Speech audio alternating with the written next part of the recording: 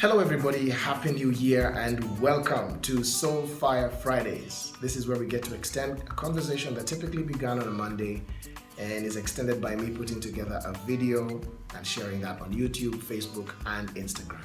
My name is Webby. I'm the founder of SoulFire Inspiration, which exists to set your soul on fire through music and conversation. And all that is so that you're inspired to live intentionally and purposefully. Well done, you made it into 2020 and I hope that it's been a great start for you so far. Of course, this being a new month, we are in a new conversation and this one is about how to avoid resolutions you won't keep.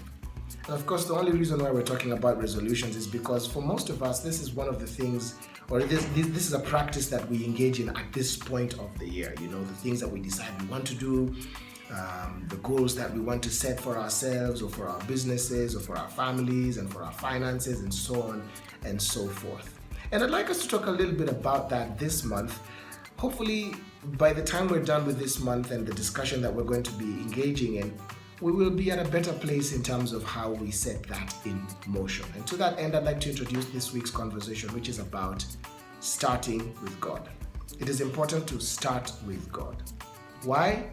Because at the end of the day, there's nothing you and I could have done to guarantee ourselves this opportunity, the life that we have to be in this moment.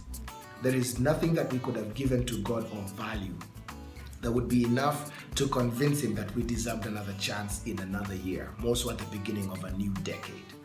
And so, whilst it may be a prudent thing to make plans and to come up with ideas and all of these things that we want to accomplish and set them down and hopefully follow through, at least make it to half of the year, you know, with all of those plans, it might be an even better thing. In fact, I submit that it is an even better thing to go back and start at the beginning. Start with him. Towards the end of 2019, I shared about vision boards, which in simple definition are pictorial expressions of what we want to see in different aspects of our lives. And the reason why that's such an important thing is because I believe that resolutions need to come out of a vision board, because resolutions would then be the discipline or the steps that one would take to accomplish the thing they envision for their lives. I'm not going to share too much about that. I'm going to put a link in the caption of this video. You can go watch that video on the vision boards and hopefully it will help to make a lot more sense for you. But what I really want to draw your attention to today is why it is important to start with God. To that end, I'd like to read a scripture for you. Psalms 37 verse 4 to 6 says, "Take delight in the Lord and he will give you the desires of your heart. Commit your way to the Lord. Trust in him, and he will do this. He will make your righteous reward shine like the dawn, your vindication like the noonday sun." Now, I love that scripture because what it basically says is that there's a promise of success. Every plan that we commit to God is sure to succeed because then he aligns it with his purpose and with his will. And another reason why it is so important to start with God is because without him, we really can't do anything. And that's expressed in the next scripture that I'd like to read for you. In fact, please remember that a few moments ago I did say that there's nothing that we could have done, there's nothing that we could have given, and there's nothing that we could have exchanged with God per se as value to convince him that we deserved another chance to start a new year and more so a new decade. So let's prove that with scripture.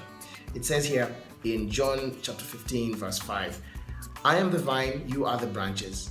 If you remain in me and I in you, you will bear much fruit. Apart from me, you can do nothing." And so there it is, folks.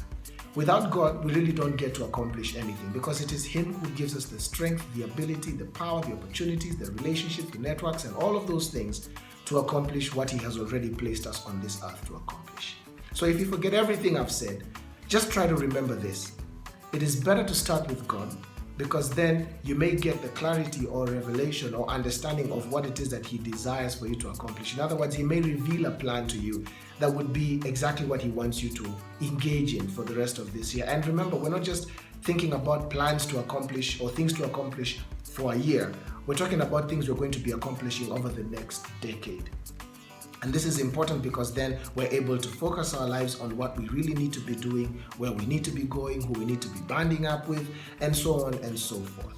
So start with God. Before you write your list of resolutions of things that you want to do, start with God. You might discover that a lot of the resolutions you are probably going to write are even influenced by people or things or circumstances or environments that really have nothing to do with you. They just seem like the in thing to do, and that may not necessarily be the best thing to do. It is better to start with God because He gives us clarity on what it is that He desires and how He wants to accomplish that through us. Over the next couple of months, actually for the rest of this year, I'm going to be writing inspirational posts every single week, and if you'd like to receive those in your email, please subscribe. There's going to be a link in the caption of this video, wherever you're watching this. Click that, it'll take you to a page, put in your information, your name, your email address, and you only do it the one time. Every single time I release an email, you receive that. And then of course, if you'd like to watch the videos, you're welcome to join me on Facebook, Instagram, and YouTube to watch the videos that are extensions of those weekly conversations. I thank you very much for joining me and watching this video. I look forward to continuing this with you. Until then, God bless, goodbye, take care.